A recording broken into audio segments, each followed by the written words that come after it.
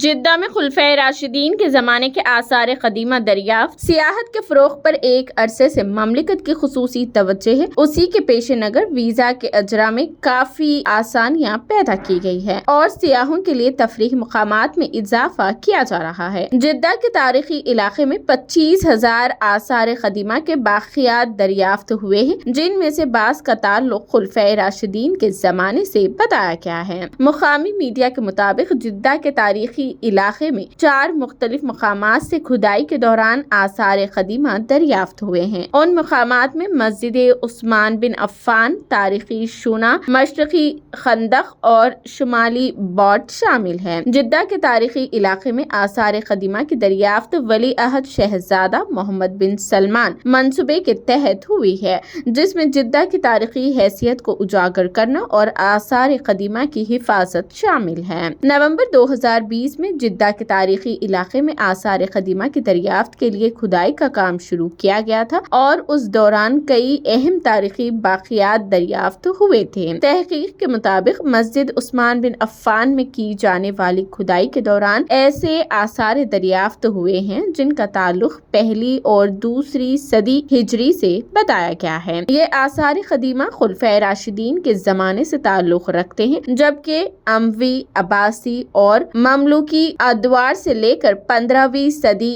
ہجری کے شروع سے متعلق ہے۔ قدیم مسجد کی کھدائی کے دوران ایسے آثار بھی ملے ہیں جن کا تعلق پہلی اور دوسری صدی ہجری سے اور ان آثار کا اصل تعلق جزیرہ سیلان سے ہے، جس کا مطلب ہے کہ جدہ کا تاریخی تعلق دور کے ممالک سے